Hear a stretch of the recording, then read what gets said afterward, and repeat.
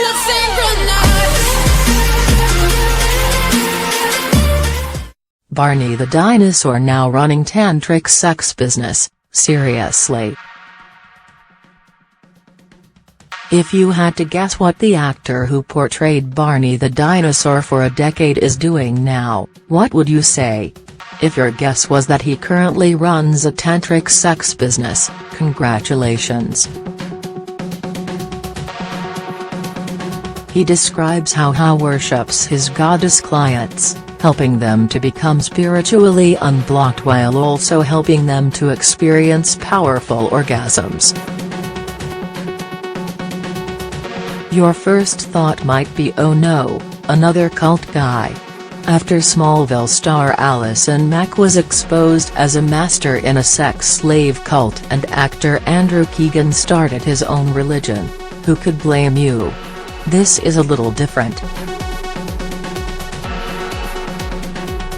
54-year-old David Joyner, who started this business in 2004, only sees women as his clients. He charges $350 for a full, 3 to 4 hour session, and boasts 30 clients. Services include a ritual bath, chakra balancing, and a massage. Oh, and powerful, cosmic orgasms.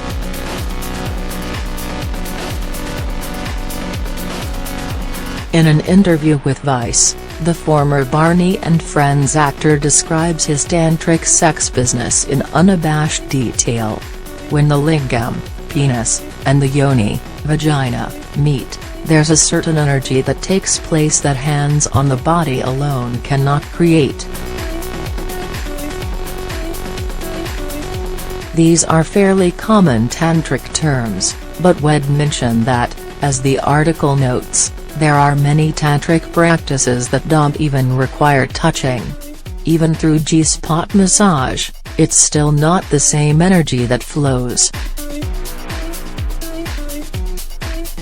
He says that his current work isn't entirely unrelated to his work wearing the Barney costume.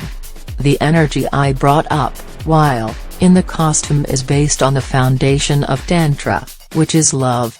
Everything stems, grows, and evolves from love. Now, though, he doesn't use his yogic skills to entertain children, but to work as a healer. Even when you have emotionally blocked energy, the best way to remove it is to remove it with love, and then replace it with God's divine love. Love heals and allows you to continue to grow. David Joyner describes how his yoga practices played into his work when, from 1991 to 2001, he portrayed Barney the Dinosaur. Before I got into the Barney costume, I would pray and ask God to allow his loving divine spirit to flow through me through the costume and let that draw the kids. That energy would always draw them in.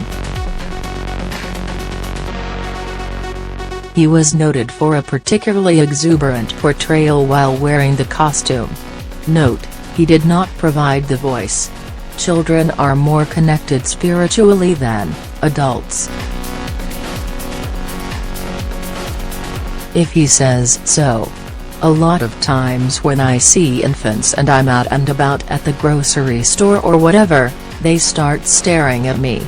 I make the joke, you know who I am. Now, brace yourselves, because his descriptions get a little explicit. When you go down on a woman, orally, it should be just like you're saying grace, like blessing the food you're about to receive. No food in the world can compare to goddess nectar because spirit is involved. This is up there with Game of Thrones' famous sex position. Before you taste the goddess nectar, give thanks. I would love women to understand how powerful that energy is. Once the lingam is inside the yoni, there's a technique where you don't even move. You're harmonizing spiritually and consciously, as you're looking into each other's eyes, and you're feeling each other's energy take place. This is about energy moving up. Again, as Vice mentions, other tantric practitioners balk at the idea that actual, penetrative sex is standard or necessary in most cases. A lot of women have never really had spiritual sex. The captions on his oldest Instagram post read: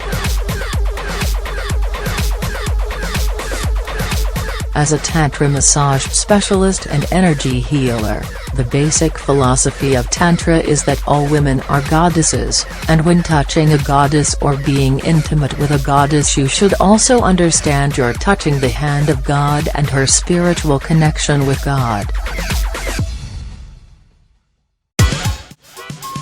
We don't know how many tantric practitioners would agree with that characterization.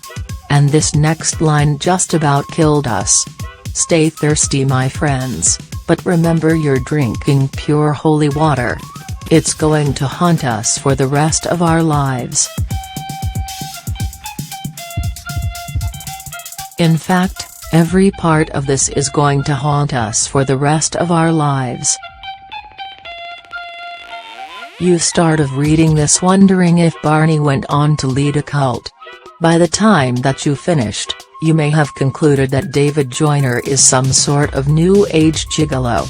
It sounds like some tantric practitioners might agree. This actually brings to mind the infamous Phoenix Temple case, where prosecutors believed that the Phoenix Goddess Temple was a religious front for standard, run-of-the-mill sex work. In that case, the jury sided with the prosecution. While obviously sex work shouldn't be illegal, some question where the line is crossed between sex work and spiritual practices. Sex holds sacred value in many faiths and in various non-religious spiritual paths. But where is the dividing line? Anyway, if reading this results in any nightmares involving sex guru Barney, I will never sleep again.